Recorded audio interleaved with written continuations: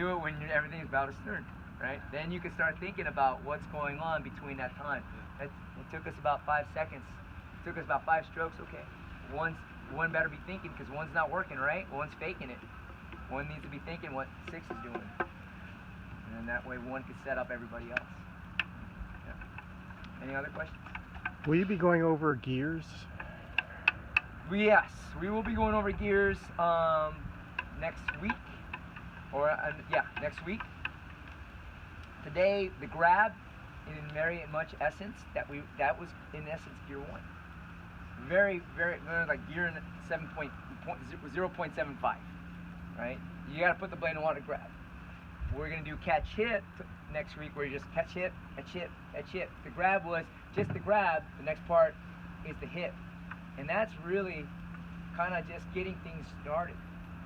Now, other people will say, well, that's gear 4 or gear 3. What I do is I just kind of break it down to make it easier for myself.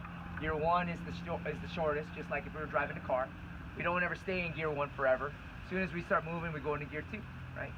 So you think about just 1, 2, then you go to gear 2, which is about, you know, right before your knee. You're pulling out right before your knee.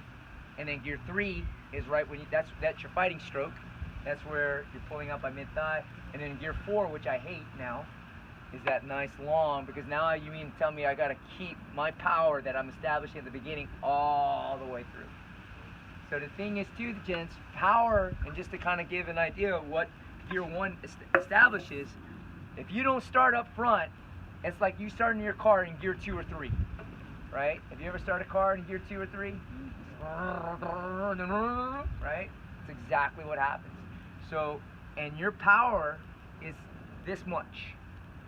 Now the question is, where are you putting that power? Are you putting it at the very beginning? Or are you starting it somewhere in the middle?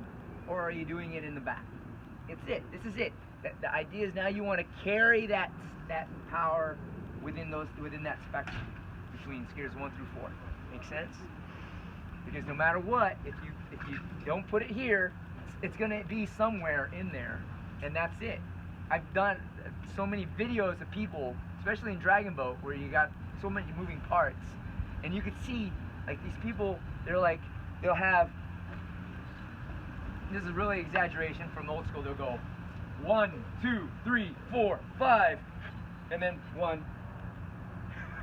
So they have five moments in the air and only 1 in the water, which is, or even it's like, and that 1 doesn't even happen. It's just like 1, right? They put their blade in the water, but then it's, and that's where their power comes from. It's just all sliding through, and then 1, 2, 1, 2, 3 more, and it's the worst thing ever. It drives me nuts. It's like someone's grabbing a chalkboard and just scratching, and I see that nonsense. And I'm like, oh, I feel it. Yeah, okay. Yeah, you feel something.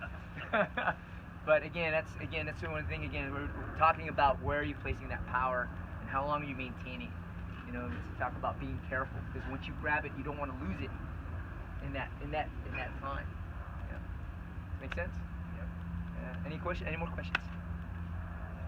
Hey, we got a lot. Oh, go ahead. I was just going to put my...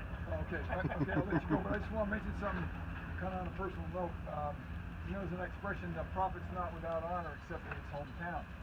They're talking about him and his teaching in Hawaii right now, okay? He's getting to be famous. He's a local treasure. So we took a lot of stuff in today. So I say, and last Saturday, so the home process is, but I mean, we are really fortunate to have him right here at home base, man. I'm not kidding you. So take it in, grab it in, you know, like anything that's new, it's awkward, it's unwieldy.